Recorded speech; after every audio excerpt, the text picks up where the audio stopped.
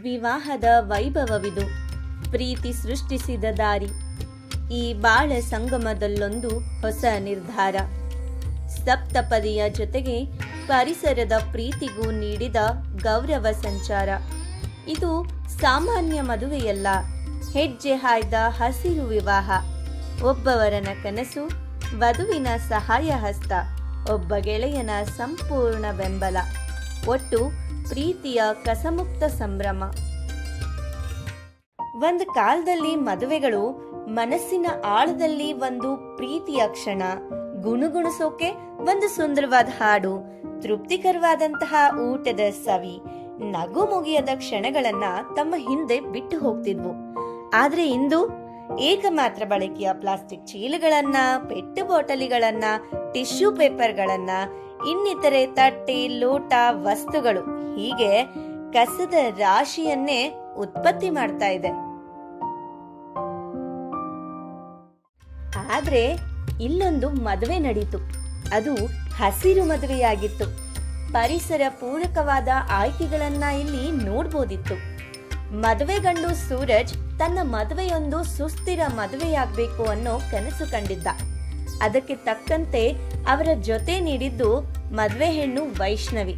ಇವರಿಬ್ಬರಿಗೆ ಬೆಂಬಲವಾಗಿ ನಿಂತಿದ್ದು ಹುಡುಗನ ಪ್ರಾಣ ಸ್ನೇಹಿತ Vinay Varanasi. It's possible. Where there is intent, there is possibility for meaningful action. I think from meaningful action comes more and more inspiration. Like you were saying, people asked you, which means there is some seed of thought sown in their head saying, oh, we can also do this. But ಇದು ಹೇಗ್ ಸಾಧ್ಯ ಆಯ್ತು ಅಂತಂದ್ರೆ, ಮದುವೆಯಲ್ಲಿ ಯಾವುದೇ ಏಕಮಾತ್ರ ಬಳಕೆಯ ವಸ್ತುಗಳಿಗೆ ಜಾಗವಿರಲಿಲ್ಲ. ಸುಮಾರು 1500ಕ್ಕೂ ಹೆಚ್ಚು ಊಟಗಳನ್ನ ಸ್ಟೀಲ್ ತಟ್ಟೆ, ಲೋಟ ಮತ್ತು ಬಾಳೆ ಎಲೆಗಳಲ್ಲಿನೇ ಬಡಿಸಲಾಗಿತ್ತು. ಇಡೀ ಕಾರ್ಯಕ್ರಮದ ಅಲಂಕಾರವನ್ನ ಸ್ಥಳೀಯ ಮತ್ತು ನೈಸರ್ಗಿಕ ಹೂಗಳಿಂದಲೇ ಮಾಡಲಾಗಿತ್ತು. ಇನ್ನು ಟಿಶ್ಯೂ ಪೇಪರ್ ಬದಲಾಗಿ ಬಟ್ಟೆಯ ಕೈವಸ್ತ್ರಗಳನ್ನ ಎಲ್ಲರಿಗೂ ನೀಡಿದ್ದು ಈ ಕಾರ್ಯಕ್ರಮದ ಪ್ರಾಮುಖ್ಯತೆಯನ್ನ ಹೆಚ್ಚಿಸುತ್ತಿತ್ತು.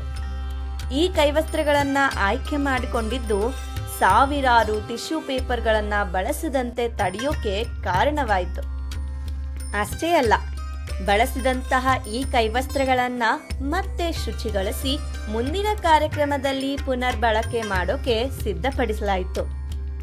Maybe 20-30 years back, this was not even an option. Exactly. And events still happen, and in events a very still large happen. scale. And they didn't have to necessarily call it a zero waste event because it actually was that. But the fact that all of this has replaced our psyche, this is what we have to challenge. ನಮ್ಮ ಮುಂಚಿನ ಪದ್ಧತಿ ಪ್ರಕಾರ ನಾವುಗಳು ಪಾಯಸವನ್ನ ಎಲೆಗೆ ಬಡಿಸ್ಕೊಂಡು ತಿಂತಾ ಇದ್ವಿ. ಆದ್ರೆ ಸಮಯ ಕಳೆದಂತೆ ನಮ್ಮ ಸುತ್ತಲಿನ ಜನರು ಇದಕ್ಕೆ ಒಗ್ಗಿಕೊಳ್ತಾರೋ ಇಲ್ವೋ ಎಂಬ ಊಹಾಪೋಹಗಳಿಗೆ ಒಳಗೊಂಡು ಆತಿಥ್ಯದ ಹೆಸರಲ್ಲಿ ಎಕ್ಸ್ಟ್ರಾ ಏಕಮಾತ್ರ ಬಳಕೆಯ ತಟ್ಟಿ, ಲೋಟಗಳ ಮೊರೆ ಹೋಗತೊಡಗಿದ್ದೇವೆ. ಹೀಗೆ ನಾವುಗಳು ಸಹಾಯ ಕೇಳುವ ಮನೋಭಾವನೆಯನ್ನ ಕೂಡ ಕಳೆದುಕೊಂಡಿದ್ದೇವೆ. ಕಾರ್ಯಕ್ರಮ ಯಶಸ್ವಿಯಾಗಿ ನಡೆಯೋದ್ರಲ್ಲಿ ಮದುವೆ ಹಾಲ್ ಸಿಬ್ಬಂದಿ ಮತ್ತು ಕ್ಲೀನಿಂಗ್ ಸಿಬ್ಬಂದಿ ಸಹಕಾರ ಬಹಳ ಮುಖ್ಯವಾಗಿರುತ್ತದೆ.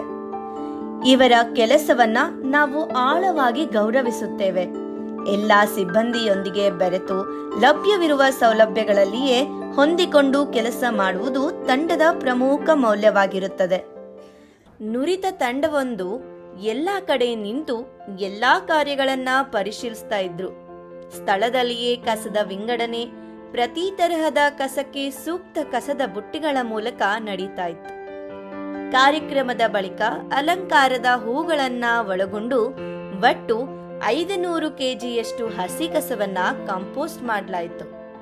ಬಳಕೆಯಾಗದೆ ಉಳಿದಂತಹ ಬಾಳೆ ಎಲೆಗಳನ್ನ ಮತ್ತು ತಾಜಾ ತರಕಾರಿ ತೊಳೆಗಳನ್ನ ಹಸುವಿಗೆ ನೀಡಲಾಯಿತು.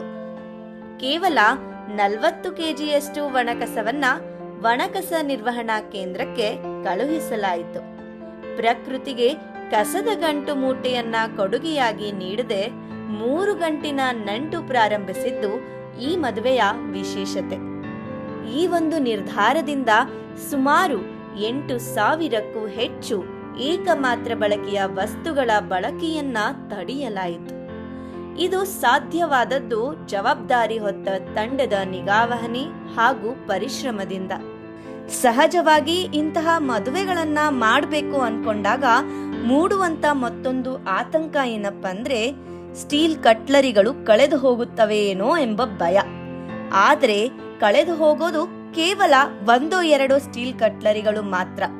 ಏಕಮಾತ್ರ ಬಳಕೆಯ ವಸ್ತುಗಳನ್ನ ಬಳಸುತ್ತಾ ನಾವುಗಳು ನಮ್ಮ ಭವಿಷ್ಯವನ್ನೇ ಕಳೆದುಕೊಳ್ಳುತ್ತಿದ್ದೇವಲ್ಲ ಎಂಬ ಒಂದು ಸಣ್ಣ ವಿಚಾರದ ಕಿಡಿ ನಮ್ಮೆಲ್ಲರಲ್ಲೂ ಹುಟ್ಟಬೇಕಾಗಿದೆ. ನಾವು ಈ ಭೂಮಿಗೆ ಭಾರವಾಗುವ ಬದಲು ಆ ಭೂಮಿ ತಾಯಿಗೆ ಇಷ್ಟವಾಗುವ ಹಾಗೆ ಒಳ್ಳೆಯ ಮನೋಭಾವನೆಯನ್ನ ಬೆಳೆಸಿಕೊಳ್ಳೋದು ಬಹುಮುಖ್ಯ. ಸದ್ಯದ ಮಟ್ಟಿಗೆ ಇಂತಹ ಮದುವೆಗಳಿಗಾಗಿ ಸರ್ವಿಸ್ ಪ್ರೊವೈಡರ್ಗಳು ಎಲ್ಲ ಊರುಗಳಲ್ಲಿಯೂ ಲಭ್ಯವಿರೋದಿಲ್ಲ. ಆದ್ರಿಂದ ನಾವು ಹಸಿರು ಮದುವೆ ಮಾಡಬೇಕೆಂಬ ಆಸೆ ಹೊಂದಿದವರಿಗೆ ಮಾರ್ಗದರ್ಶಿ ವಿಡಿಯೋಗಳು ಮತ್ತು ಮಾರ್ಗಸೂಚಿಗಳನ್ನ ನೀಡುತ್ತೇವೆ. ಇಂದಿನ ದಿನಮಾನದಲ್ಲಿ ಹಸಿರು ಮದುವೆಯಾಗೋದು ಕಠಿಣ ಎಂದು ಅನ್ಸಿದ್ರೂ ಇದು ಅತ್ಯಂತ ಸುಲಭವಾದ ವಿಚಾರ.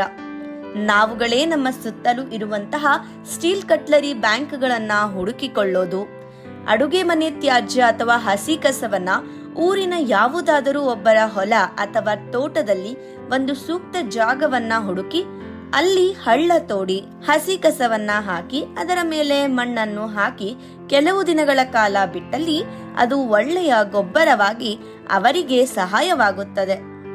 ಹೀಗೆ ತಮ್ಮ ಊರಿನಲ್ಲಿ ತಮ್ಮ ಶೈಲಿಯಲ್ಲಿ ಹಸಿರು ಮದುವೆ ನಡೆಸಬಹುದು ಎಂಬ ವಿಶ್ವಾಸವನ್ನು ನಾವು ಹಂಚಿಕೊಳ್ಳುತ್ತೇವೆ. ಒಟ್ಟಿನಲ್ಲಿ ಸುಸ್ಥಿರ ಮದುವೆಯ ಕನಸು ಕಂಡಂತಹ ವಧುವರರಿಗೂ ಬೆಂಬಲ ನೀಡಿದ ಗೆಳೆಯನಿಗೂ ಯಶಸ್ವಿಗೊಳಿಸಿದ ತಂಡಕ್ಕೂ ಹೃದಯಪೂರ್ವಕ ಅಭಿನಂದನೆಗಳು. ಪರಿಸರ ಕಾಳಜಿ ಮೆರೆವ ಇಂತಹ ಕಾರ್ಯಕ್ರಮಗಳು ನಮ್ಮ ಸುತ್ತ ಇನ್ನಷ್ಟು ಜರುಗಲಿ ಎನ್ನುವುದು ನಮ್ಮ ಆಶಯ.